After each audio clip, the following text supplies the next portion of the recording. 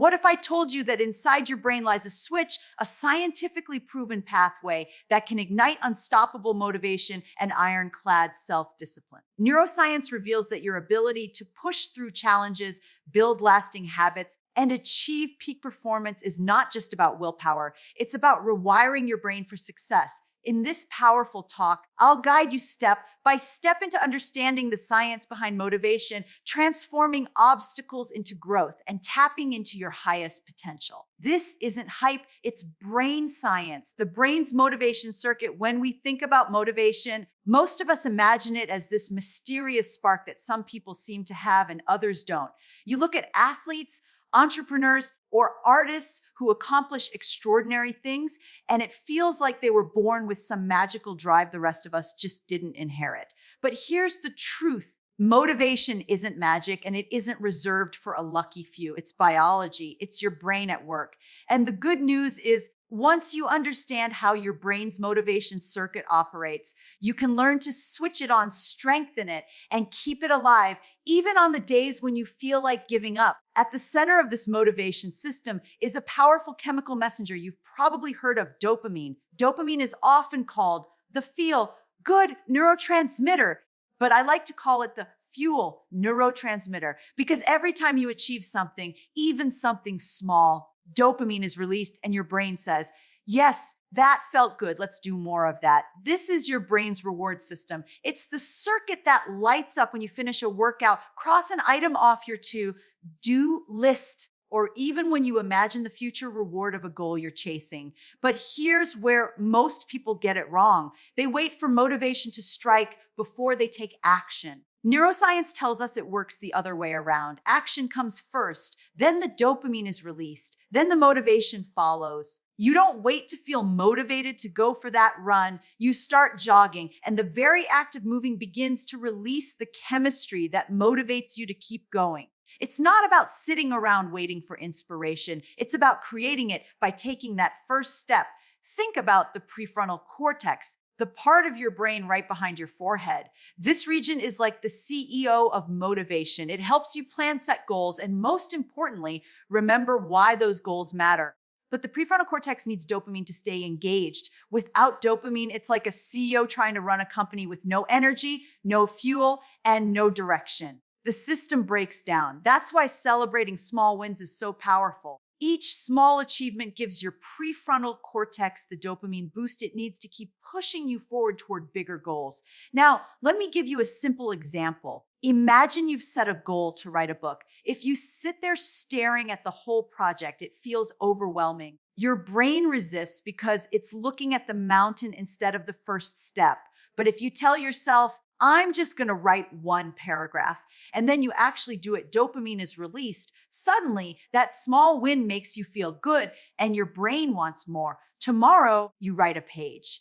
The next day, maybe two. What's happening here is not just psychological, it's neurological. You're literally training your brain's motivation circuit to stay engaged. This is why momentum is so important. Motivation is not about waiting for one giant burst of inspiration. It's about stacking tiny wins, one after another, and letting the chemistry of your brain build the momentum for you. That's also why habits are such a critical piece of the puzzle. We'll get into that later. But for now, understand this motivation is not random. It's not a personality trait. It's a biological process, and you have the ability to shape it every single day. So the next time you feel stuck, the next time you're waiting for that perfect wave of inspiration to arrive before you act, remember this, your brain doesn't work that way. You don't need to feel motivated to take action. You take action to feel motivated. And when you do, you flip the switch inside your brain's motivation circuit, fueling yourself not just for today, but for the long journey ahead. Self-discipline is trainable now. If motivation is the spark, then self-discipline is the engine that keeps you moving forward long after that initial spark has faded. And here's something I want you to really take in. Self-discipline is not a trait you're either born with or without.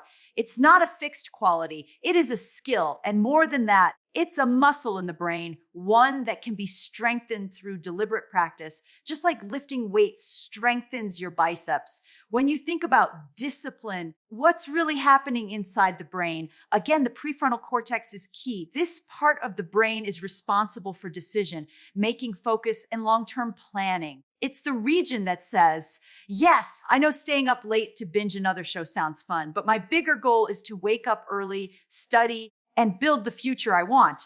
The problem is the prefrontal cortex doesn't always get the final say. It's in a constant tug of war with the brain's reward centers, which crave immediate gratification. The cookie instead of the healthy meal, the nap instead of the workout, the phone instead of the project. Discipline is what tips the balance toward long-term reward, training the prefrontal cortex to stay in charge. And just like any other muscle, if you don't use it, it weakens. Think about a time you made a promise to yourself but didn't follow through, skipping that workout, delaying that project, breaking that routine.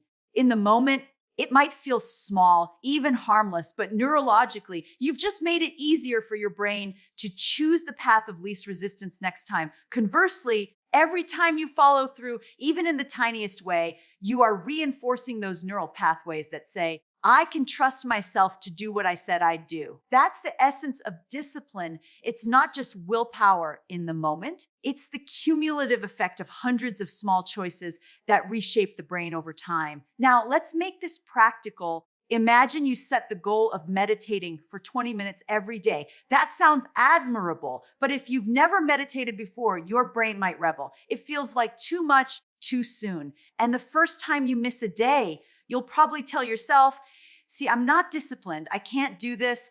But what if you started with just 2 minutes? 2 minutes is manageable. You sit down, you breathe, and you finish. Your brain releases a little dopamine. And more importantly, your prefrontal cortex gets a signal that says, this is who we are. We follow through. The next week, maybe it's 5 minutes, then 10. What you're doing is building discipline, gradually training the brain the same way you train a muscle with progressive, consistent effort. And here's the beauty of it. Once you start strengthening discipline in one area of your life, it spills over into others. That's because the neural pathways you're building don't stay confined to a single habit. They generalize. The focus you develop in your workout routine supports the focus you bring to your studies. The consistency you practice in your morning ritual supports the consistency you bring to your work. It becomes a ripple effect across every part of your life.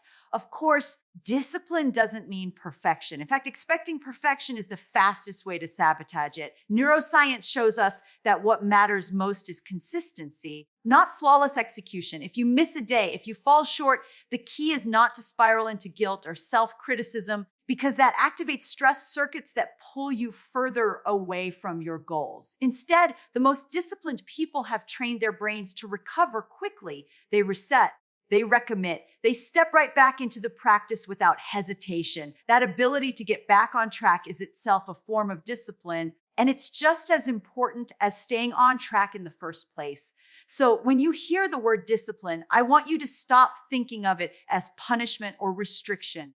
Think of it as self-respect. Every time you keep a promise to yourself, no matter how small, you're reinforcing the belief that you are capable, trustworthy, and strong. Over time, that belief becomes hardwired. And once it's hardwired, it becomes unstoppable. Rewiring through habits, if motivation is the spark and discipline is the engine, then habits are the road you build beneath your feet.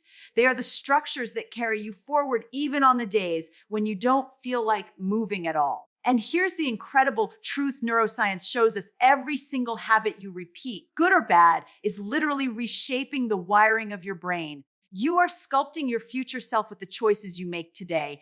Think about neuroplasticity. That's the brain's remarkable ability to rewire itself based on experience. Every time you repeat an action, the neural pathways involved become stronger and more efficient. It's like walking across a grassy field. The first time it's difficult, the grass is high, and there's no clear path.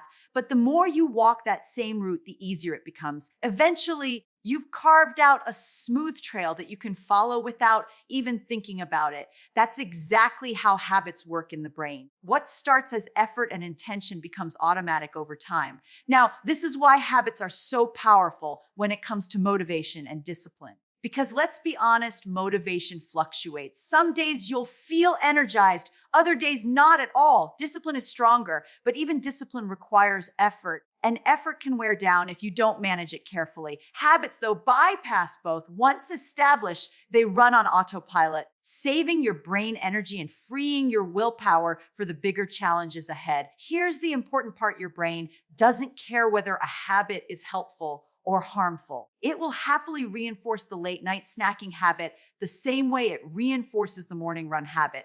The circuits grow stronger in both directions, which means you need to be intentional. Ask yourself, are my daily actions carving pathways that lead me toward my best self or away from it? That awareness alone can change everything. Let me share a simple example. Imagine someone who wants to improve their focus at work. They might start by committing to 5 minutes of distraction-free time each morning. Phone away, email closed, just deep work. The first week, it feels awkward. The brain rebels, but they stick with it. By the third week, it feels easier. By the sixth, it feels automatic. What's happened is that the brain has shifted. Those circuits of focus are now primed, and it takes less energy to sustain them. That's the magic of habit building. It reduces friction so progress becomes natural. But there's something else neuroscience teaches us: context is critical. Habits don't exist in isolation. They're tied to cues in your environment. If your running shoes are buried in the back of the closet, that habit of running will be harder to sustain. But if they're sitting by the door where you see them every morning, that visual cue primes the brain to act. Small adjustments in your environment, like putting healthy food at eye level or setting out your notebook on your desk, can dramatically increase the likelihood that you'll follow through. And here's the best part: once you establish even one positive habit, it tends to cascade into others. You start exercising regularly, and suddenly you're sleeping better. You sleep better, and suddenly you're more focused at work. You're more focused, and suddenly you feel more confident about tackling bigger challenges. This domino effect is not random. It's the interconnected nature of the brain at work. Each good habit strengthens the neural foundation for the next. Of course, building habits doesn't mean you'll never stumble. You will. Everyone does. The difference lies in how you respond. If you miss a day, you don't erase the progress you've made. The neural pathway is still there, waiting for you to reinforce it again. The only real danger is giving up entirely. Consistency beats perfection every single time. So if motivation is the spark and discipline is the engine, then habits are the autopilot. They carry you when the spark fades and when the engine struggles. And the more intentional you are with the habits you choose, the more you are training your brain to make success your default mode. The power of positive emotion. We've seen how motivation sparks the journey, how discipline strengthens the engine, and how habits build the path forward. But there's another element that often gets overlooked, and yet it's absolutely essential if you want to sustain all of this over the long run. That element is emotion, specifically positive emotion. Because here's the truth: your brain is not designed to thrive on sheer grit alone. It's designed to thrive on joy, on connection, on purpose. And when you learn to harness positive emotions, you aren't just making the journey easier. You're giving your brain the fuel it needs to keep going when things get tough. Let's talk about what's actually happening in the brain. Positive emotions like joy, gratitude, and inspiration aren't just fleeting feelings. They activate powerful neurochemical systems, including dopamine, serotonin, and oxytocin. When these chemicals are released, they don't just make you feel good. They enhance learning, memory, and resilience. They literally change how your brain processes challenges. Suddenly, obstacles feel less like walls and more like puzzles you can solve. Positive emotion doesn't erase difficulty, but it changes your brain's relationship with difficulty. Think about a time when you were excited about a project, maybe so excited that you lost track of time working on it. Hours passed, but instead of feeling drained, you felt energized. That's your brain on positive emotion. Dopamine is flowing, circuits in your prefrontal cortex are firing, and your ability to focus and persist is dramatically heightened. Compare that to forcing yourself to grind through something you resent. The difference is night and day, not because the task changed, but because your emotional state shifted the chemistry of your brain. This is why finding joy in the process matters so much. If your path to success feels like punishment every step of the way, your brain will resist no matter how strong your discipline is. But if you can link your habits and discipline to things that genuinely bring you positive emotion, purpose, gratitude, excitement, your brain will support you instead of fight you. And the best part, you don't have to wait for positive emotion to magically appear. Just like action creates motivation, action can also create joy. Gratitude journaling, celebrating small wins, sharing progress with a friend, all of these spark the chemistry that makes your brain want to keep going. There's also something very powerful about the role of purpose. Neuroscience shows us that when people connect their daily actions to something larger than themselves, a mission, a value, a vision for the future, they activate reward circuits in the brain more strongly than when they pursue goals for purely external reasons. That's why someone training for a marathon to raise money for a coffin finds it easier to push through pain than someone training just to look good on the beach. Purpose amplifies positive emotion, and positive emotion sustains motivation. And here's the beautiful ripple effect. Positive emotions don't just help you, they spread. Your brain is wired with mirror neurons, which means your emotional state influences the people around you. When you bring gratitude, excitement, or inspiration into a room, you literally change the emotional state of others. That creates a feedback loop. Your positivity fuels theirs, and theirs fuels yours. Motivation and discipline are contagious when rooted in positive emotion. Now, none of this means you'll never experience struggle, frustration, or stress. Of course you will. But when your life is anchored in positive emotion, those moments don't break you. They become part of the journey. Your brain recovers faster, adapts quicker, and stays aligned with your long-term goals. So the next time you're chasing a dream, don't just ask, am I motivated? Am I disciplined? Do I have the right habits? Ask yourself, am I fueling my brain with joy, with gratitude, with purpose? Because that fuel doesn't just keep you going. It makes the journey worth taking. Stress and focus. The double-edged sword, we've seen how motivation, disciplined habits, and positive emotion create a powerful foundation. But there's another force that can either strengthen that foundation or shake it apart, and that's stress. Stress is something every single one of us experiences. The question isn't whether we'll face it, but how we'll respond when it comes. And here's where neuroscience gives us a surprising perspective. Stress is not the enemy. Used poorly, it drains us, distracts us, and derails our goals. But used wisely, it sharpens focus, fuels energy, and helps us rise to challenges we didn't think we could handle. At the core of the stress response is a set of powerful systems in the brain and body. When you encounter something challenging, an exam, a deadline, a tough conversation, your brain activates the amygdala, which sends signals to release stress hormones like cortisol and adrenaline. Your heart rate goes up, your breathing quickens, and your body mobilizes energy to deal with the challenge. Most people interpret these sensations as negative.